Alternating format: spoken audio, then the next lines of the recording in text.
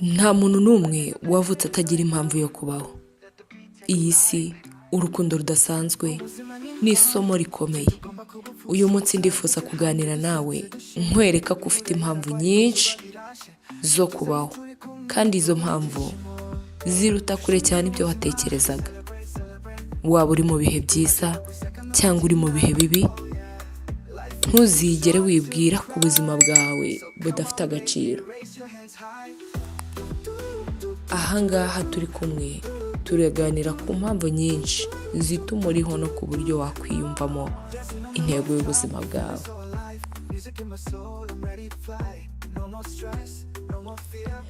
Uruhare rwawe mu buzima bw'abandi, iyo ni impamvu ya mbere ugomba kuba uriho. Benshi mu bantu iyo bagerageje kumenya neza ndetse no gusobanukirwa impamvu y'uko bariho, bahita batekereza bo ubwabo ku giti cyabo. Ariko ubuzima si ugutekereza kuri wowe gusa, ahubwo ni uruhare ugira mu buzima bw'abandi. Ushobora kuba utabizi, ariko hari abantu benshi bagutekereza, bagukunda kandi bagukeneye, ndetse bakeneye n'ibyo utanga. Ushobora kuba uri umubyeyi, ushobora kuba uri inshuti, ushobora kuba uri umufasha, ndetse ukaba umwarimu, cyangwa se ukaba umujyanama. Ibikorwa byawe ndetse n'amagambo yawe no kwihangana kwawe bishobora guhindura ubuzima bwa benshi.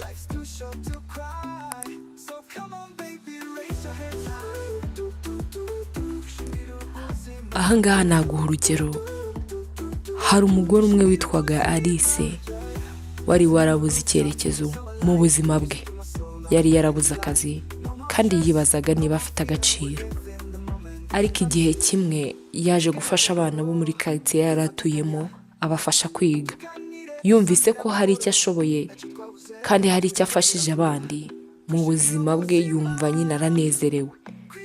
Ubu ni umwarimu, akundwa n'abana benshi kandi nawe arabakunda, kandi yumvisemo icyizere cy'uko agomba kubaho. Nawe rero ufite impamvu yo kubaho, kandi impamvu ya mbere ni uruhare rwawe mu buzima bw'abandi.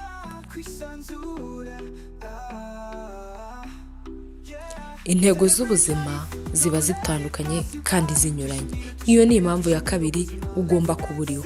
Nta muntu n'umwe ubaho asa n'undi. Impamvu zacu zo kubaho ziratandukanye kandi zishingiye ku byo dukunda, imbaraga zacu, n'aho twifuza kugera. Intego y'umuntu umwe ishobora kuba ari uguhindura isi mu buryo bunini, mu gihe undi intego yari ukugira umuryango mwiza ndetse no gukora akazi ke akunda no kubaho neza. Iby'ingenzi rero ni ukumenya ko nta mpamvu imwe ibaho ku bantu bose.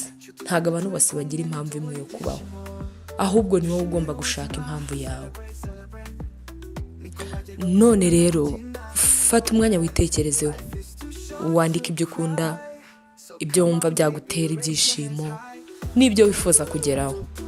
Ibi bizagufasha kugenda neza, wubaka intego y'ubuzima bwawe, ndetse ubona impamvu ugomba kubaho.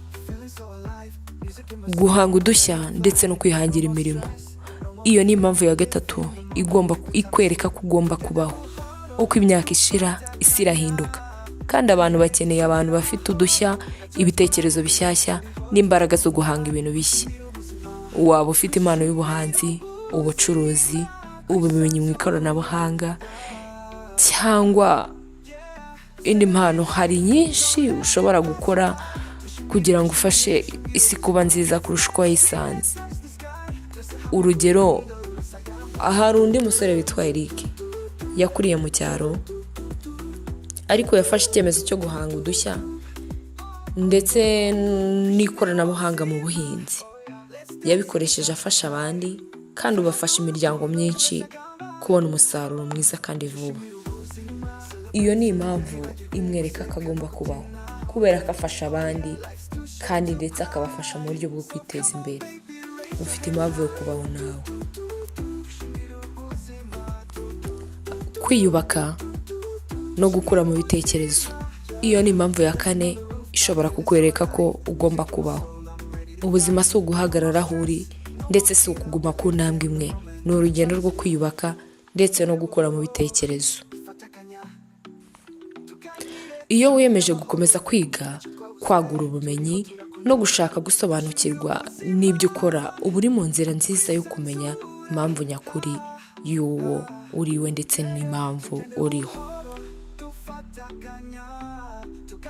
Kubera ko kwiyubaka bituma umuntu ashobora gufasha abandi kandi akabona ko ubuzima bwiwe bufite agaciro kadasanzwe ndetse no ku bandi. Ntucike intege mu gihe wumva ko bigoye. Umunsi ku munsi shyira imbere imyitozo yo kwiga ku kwiteza imbere. Ibi bizagufasha kugera ku nzozi zawe ndetse n'intego zawe ndetse no gusobanukirwa impamvu. Nshuti yanjye, nk'umuntu uriho ubu, ndaguhamiriza yuko ufite impamvu yo kubaho. Ntabwo uri ku isi kubw'impanuka, ntabwo uri ku isi kuko ntacyo ufite cyo kuhakora. Iyo mpamvu ishobora kuba ari nto ariko ifite agaciro gakomeye. Niyo mpamvu rero fata umwanya wawe, fata umwanya wo kumva umutima wawe, wumve n'ahandi ndetse n'abandi, usenge, usabe Imana ikuyobore kandi ukora ibyo ukunda. Niyo wahura n'imbogamizi, humura kandi ukomere. Ntuzigere ucika intege kuko ubuzima bwawe bufite agaciro ndetse n'intego itagira uko isa. Niba wakunze iyi video, shyira like, kanda subscribe, ukore share kugira ngo n'abandi bamenye ubu butumwa kuko abantu benshi bafite impamvu yo kubaho. Murakoze cyane.